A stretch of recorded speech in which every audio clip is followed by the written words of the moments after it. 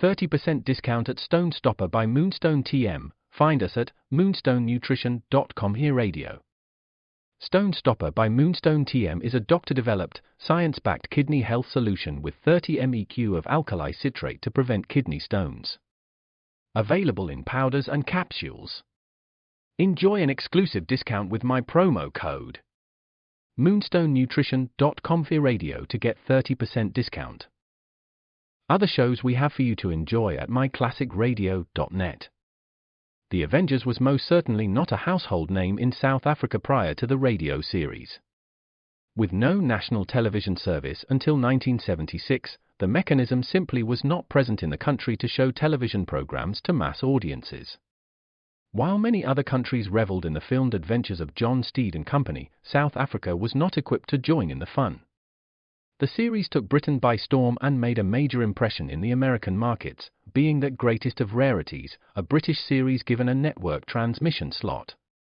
However, as a filmed series, rather than a videotaped one, The Avengers was able to gain a modicum of exposure in South Africa through film rentals. Come and listen at myclassicradio.net. The Irene Dunne-Fred MacMurray Show. Starring Irene Dunne as Susan and Fred MacMurray as George. Together in the gay, new, exciting comedy adventure, Bright Star.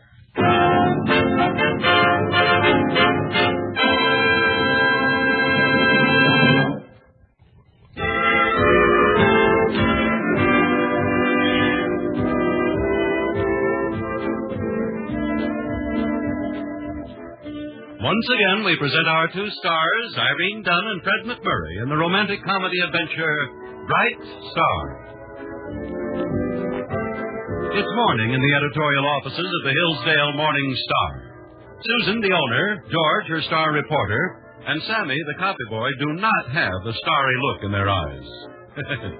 In fact, they seem to be having a dim time this bright A.M. It's an outrage. Look at her, Sammy. Standing there niftily drawing on her spotless white gloves while her newspaper goes to pot. Get in there and find George Harvey, Sammy, small fry, yes, ma'am. Fellow journalist. I see no good in letting my blood pressure rise because our circulation is falling. Today is my one day of the month at the children's home, and they're waiting for me. Yeah, but we need you here. They need me there.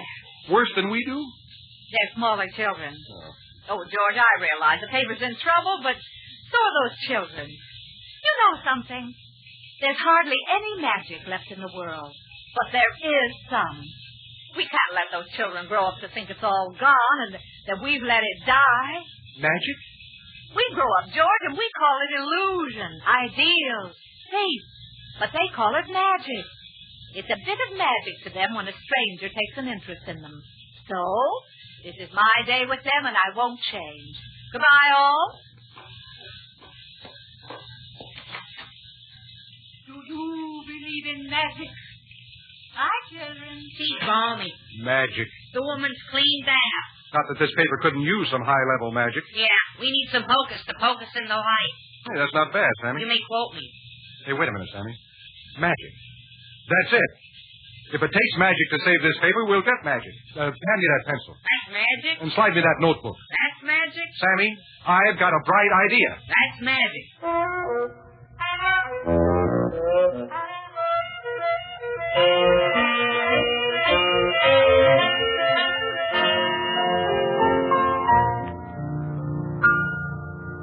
The pool by the wayside is small, very, very small, yet it mirrors the sun with the best of them all.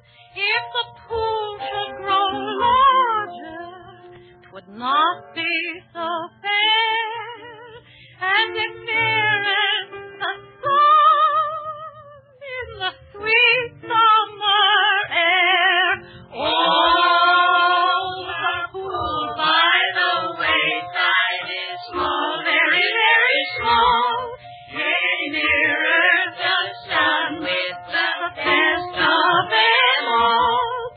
Though the heart is a small thing, just love and you'll find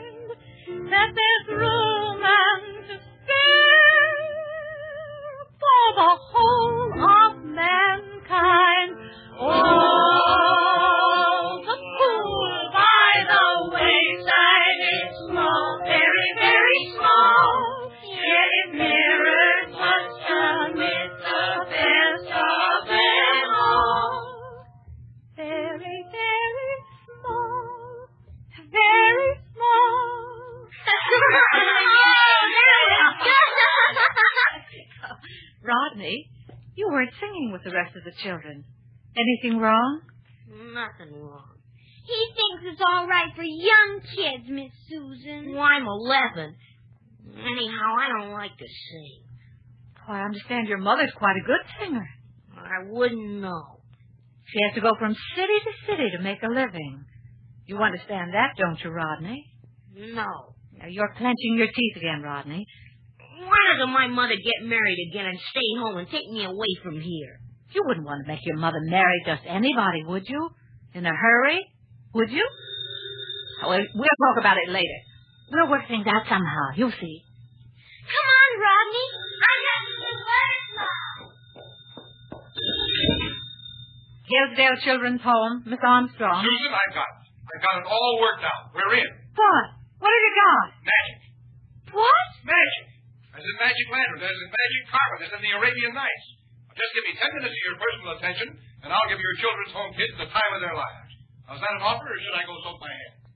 It's something for the children? Wonderful for their hearts and great for our circulation. George, I'm coming right back.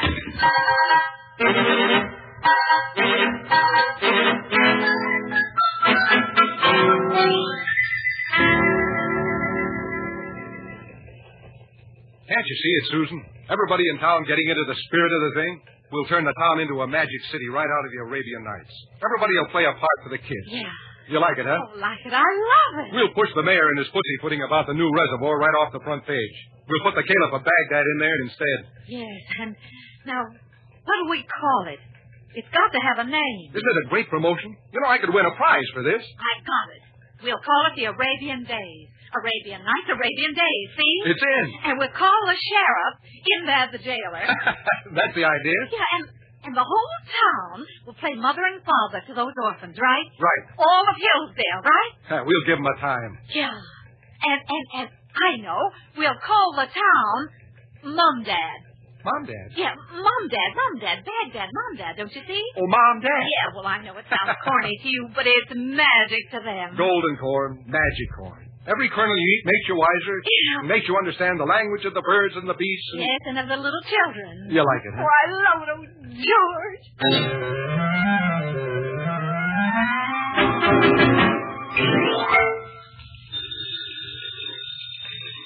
Morning Star, George Harvey. George, I just wanted to tell you you're a hero at the orphanage here. Oh, they like it, huh?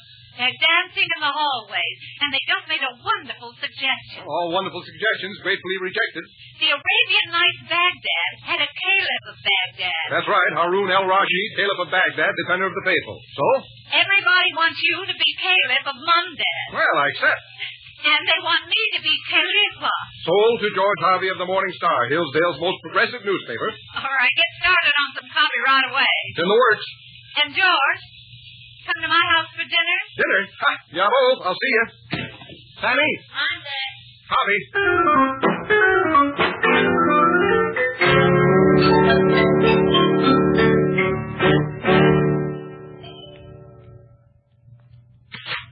Oh, it's only you. Yep. On time for the middles. Never knew you to come late for a free meal. Come in.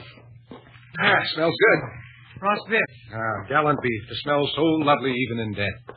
2 minutes with you and I'll be a vegetarian. There, patience, you little Dickens. 5 minutes with you and I resign from humanity. Where's Miss Susan? Oh, who have we here? Children, this is Mr. George Harvey from Miss Susan's paper. This is Rodney. Oh, hi, Rodney. From the battleship of the same name. Oh. This is Jocelyn. How do you do? From the lullaby of the same name, I presume? Excuse me. Excuse me, please. Oh, what's the matter? What did I do? The wrong thing, as usual. Oh, that's her name, isn't it? Yes, it's her name. Now, Jocelyn, honey, don't cry. He didn't mean anything. He's a bee, darling. What did I say wrong, Rodney? I don't know. She's pretty young. You here for dinner? Same as you. Well, no offense. You go to school, huh? You? Well, I finished. Good for you. Oh, thanks, old man. It's okay. You're kind of fresh, aren't you? What do you have to go and make Jocelyn cry for? Well, what did I do, Rodney? I don't know what it's about yet. Well, you don't have to sit there giving me the old fisheye. Oh, hello, George. Oh, hello, Susan. I'm so glad you're on time. Have you gentlemen met? Yeah, we've met. Well, then we'll go right on into dinner, shall we? Excuse me, Miss Susan. Could I eat later with Jocelyn? Well, Yes, if you want it that way. yes, ma'am. Well, then we'll all sit around and get acquainted after dinner. Yes, ma'am. Could I borrow some plain sugar?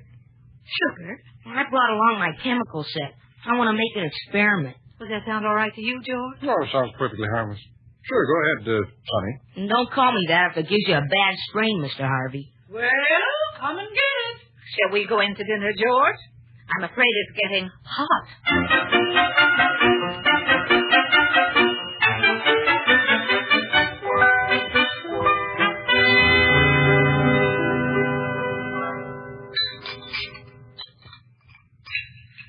Yeah, lovely dinner, Susan. Lovely. We'll have more of it then. No, I couldn't. It was marred only by one thing. What's that? Me. Oh, no, George, you mustn't fret any more about Jocelyn. How could you have known that mentioning the lullaby from Jocelyn would hurt her? How could you have known that her mother always played it for her and that she died 2 years ago? Yeah, the poor kids. Susan, don't get sore at me if I blow my top with them now and then. I like children, Susan, a lot, but I just can't seem to make up to them yet. Well, you'd better learn then, because I love children, too. And I can make up to them. Susan. Yes? Susan, be patient with me.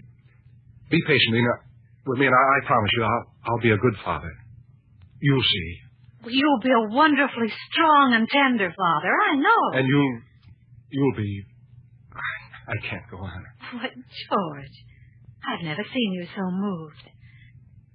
And touched. I've never seen you quite like this or talking this way. I mean the eternal wife and mother. And, me? And you look so calm and beautiful and, well, Madonna-like. Silly thing to say. Well, it's a lovely thing to say. But Personally, I've always liked Richard. Richard, should I know about him? For a boy's name, I mean. For a girl, I don't know. Mary, maybe. Simple. But his name is Rodney. Whose is? Well, Rodney's is. Oh, but Rodney is to be your son during the Arabian days, and Jocelyn's to be my daughter. Is that what we were just talking about? Well, I thought it was. What were you talking about? Well, nothing. We're the Caliph and the Khalifa of Mumdad, and every Mumdadian will expect us to do our duty. I got to be that little firecracker's dad all week. Oh, now he's a good boy, really. He's belligerent because he's insecure and on the defensive like so many orphans. Why does he always have to eat my head off? What did I ever do? Heavens! What's that? An explosion! Fire! Fire! Fire? Fire! Fire! Fire!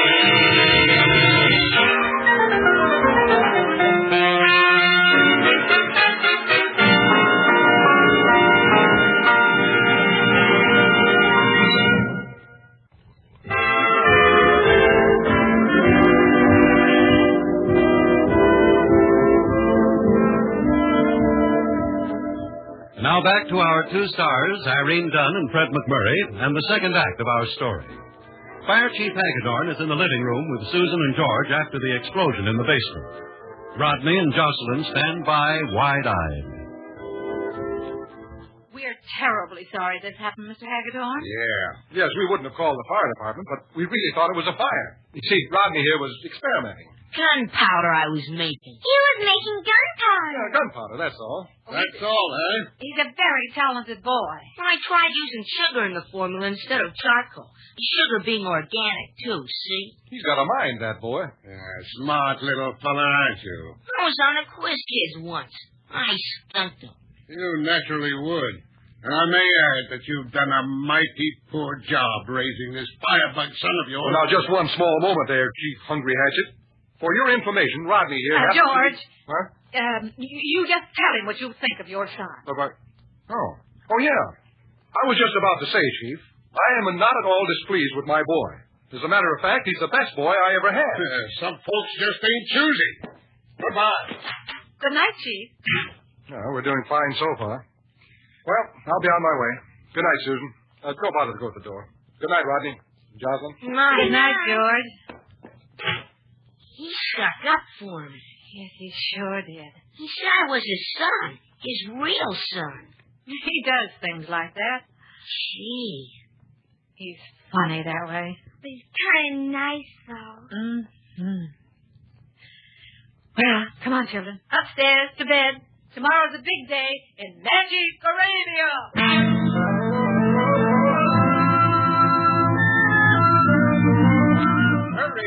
Hurry. All the secrets of Arabia before your very eyes. The giant hamadryad, deadliest serpent of the East. The Indian rope trick, without an Indian and without a rope, mind you. Never before witnessed by occidental eyes, and never again, and maybe not even this time. Hurry.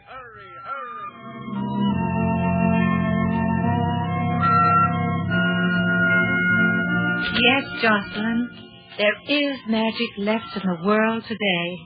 The magic of kindness, one to another.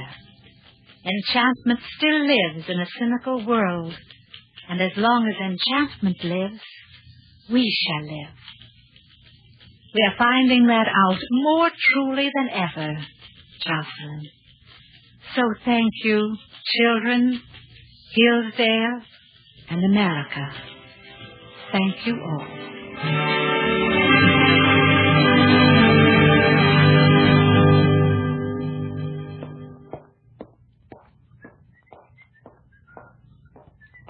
Greetings, Mr. Harvey. Have a nice lunch? Terrific, Sammy. Other guy must have bought. Susan, did I just have a wonderful lunch? Other fellow must have paid. Had lunch with the chairman of the membership committee of the Knights of the Fourth Estate.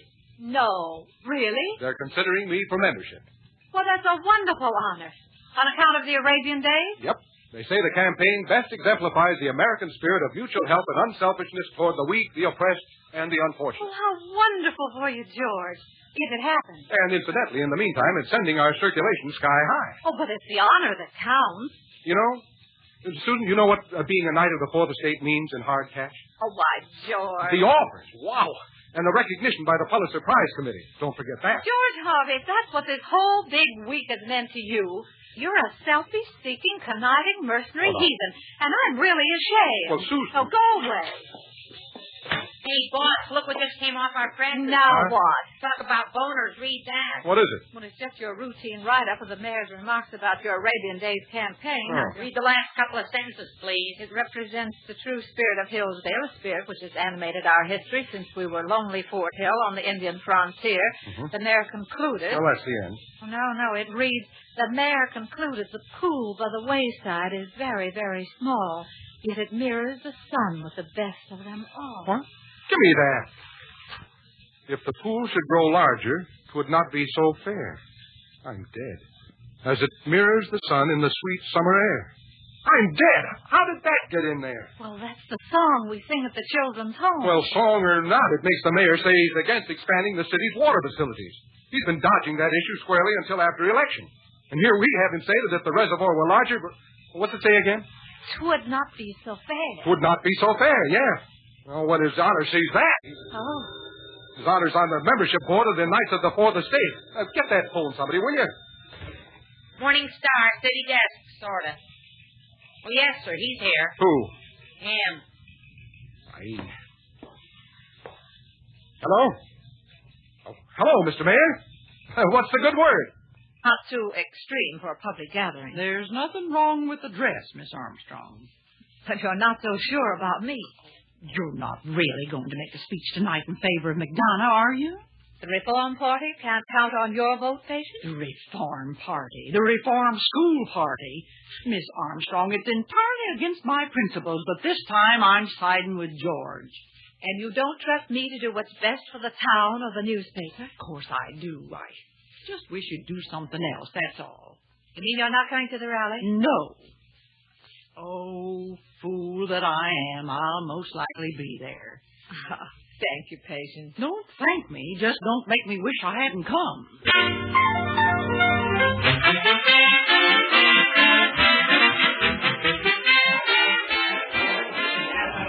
Big crowd, huh, Mr. Harvey? Yeah, I wish it wasn't so big. Oh, don't worry, Mr. Harvey. I'm sure whatever Miss Armstrong does will be for the best. Thank you, boy philosopher. And now, citizens of our fair city of Hillsdale, crown jewel in the diadem of Marmoset County, it gives me great pleasure to introduce the little lady who stepped aside in order to make way for a more experienced hand on the tiller. As the new candidate of the Reform Party, I commend to your attention our former standard-bearer, Miss Susan Armstrong. She's really going to talk, Mr. Harvey. Yeah, I'm afraid she is, Sammy. My friends of Hillsdale, there has been considerable speculation as to why I removed myself as a candidate for mayor and as to whether I would tonight endorse the candidacy of honest John McDonough. To answer your doubts, I do endorse Mr. McDonough. Let's go home, Sammy. I'm with you, Mr. Harvey. My reasons why Mr. McDonough would make a much better mayor than I could hope to be are many. I shall name a few. As befits a public official, honest John is thrifty. Out of his alderman's salary of $2,000 a year, I happen to know that he has in the past 5 years saved over $200,000. Hey, stop that thing! Let her talk. Mr. McDonough is loyal. 23 members of his immediate family are on the city payroll, 14 of whom have been dead from 6 to 20 years. Hey, Mike, Frankie, get the dame away from the microphone. She's killing us. Let me at her. Stay right here, friend. Oh. I want you to hear the rest of this. Give it to him, Susan. To continue, Mr. McDonough is the greatest vote-getter in the history of this or any other city. In the last election held in his district, out of a total of 3,000 registered voters, McDonough polled over 4,000 votes. And so I ask you with these facts in mind when you go to the polls tomorrow, who is your choice for mayor, McDonough or Hendricks?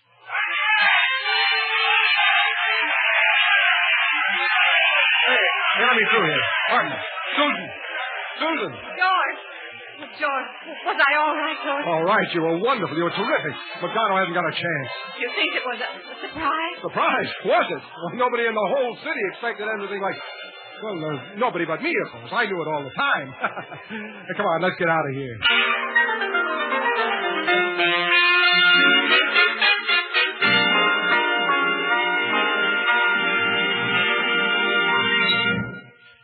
Our stars, Irene Dunne-Fred MacMurray, will be back in a moment.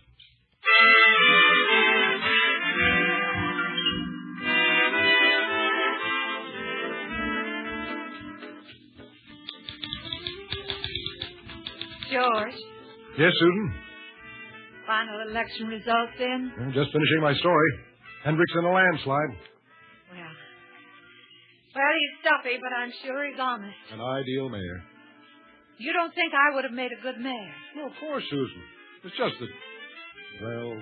It's just what? Well, that every time a new beauty queen is crowned, the mayor is supposed to have his picture taken kissing her. You'd have to admit you look pretty silly. Yes, that's true. But, George... Just imagine the Navy coming to town. You know, I'm glad you didn't win.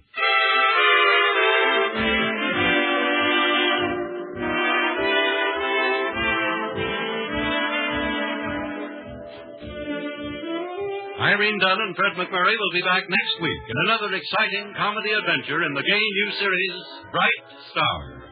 This is Harry Von Zell inviting you to join us then.